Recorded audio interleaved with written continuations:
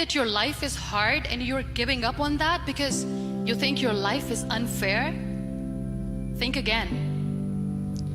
I was 18 years old when I got married. I belonged to a very conservative family, a Baloch family, where good daughters never say no to their parents.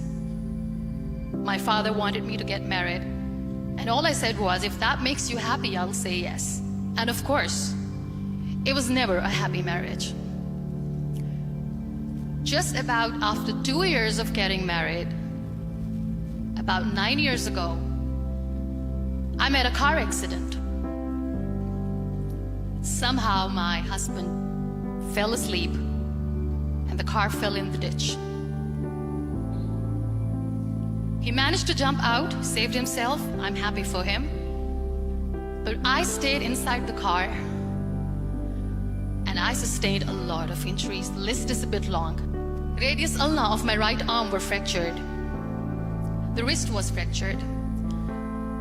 Shoulder bone and collarbone were fractured. My whole rib cage got fractured. And because of the rib cage injury, lungs and liver were badly injured. But that injury that changed me and my life completely as a person and my perception towards living my life was the spine injury. 3 vertebrae of my backbone were completely crushed and I got paralyzed for the rest of my life. Many people came to rescue. They gave me CPR. They dragged me out of the car. And while they were dragging me out, I got the complete transection of my spinal cord. Those 2.5 months in the hospital were dreadful. I was at the verge of despair.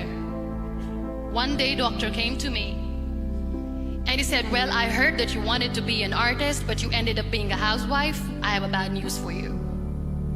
You won't be able to paint again. Next day, doctor came to me and said, your spine injury is so bad, you won't be able to walk again.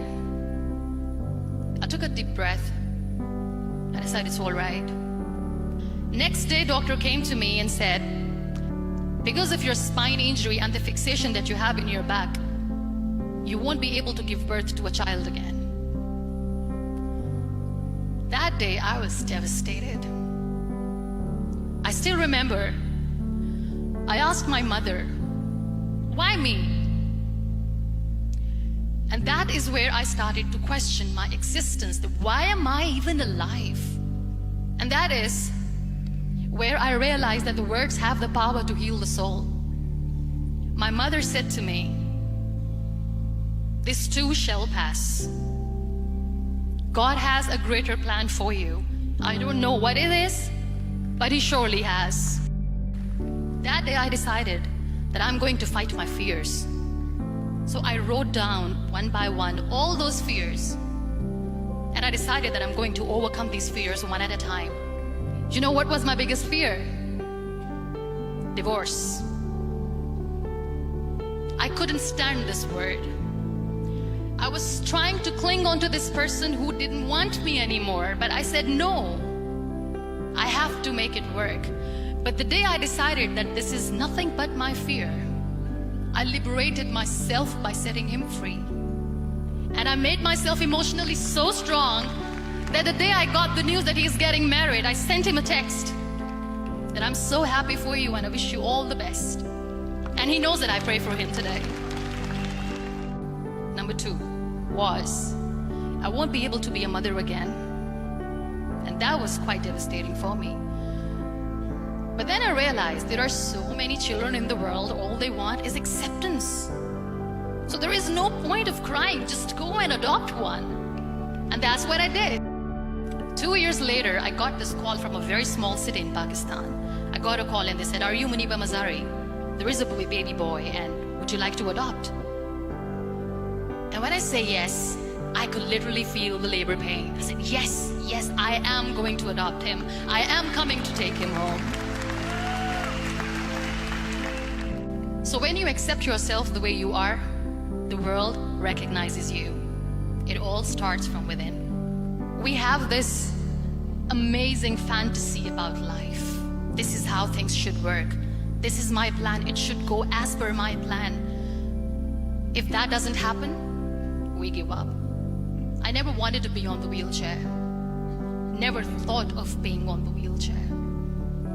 This life is a test and a trial, and tests are trials are never supposed to be easy. So when you are expecting ease from life, and life gives you lemons, then you make the lemonade, and then do not blame life for that, because you were expecting ease from a trial. Trials make you a stronger, better person. Life is a trial, and with time you realize that. It is okay to be scared. It is okay to cry. Everything is okay, but giving up should not be an option. They always say that failure is not an option. Failure should be an option, because when you fail, you get up, and then you fail, and then you get up, and that keeps you going. There are so many people in the world who are dreaming to live a life that you are living right now. You have no idea. Embrace each and every breath that you are taking. Celebrate your life. Live it. Don't die before your death. Live your life fully. Accept yourself the way you are. Be kind to yourself. Real happiness lies in gratitude. So be grateful, be alive, and live every moment.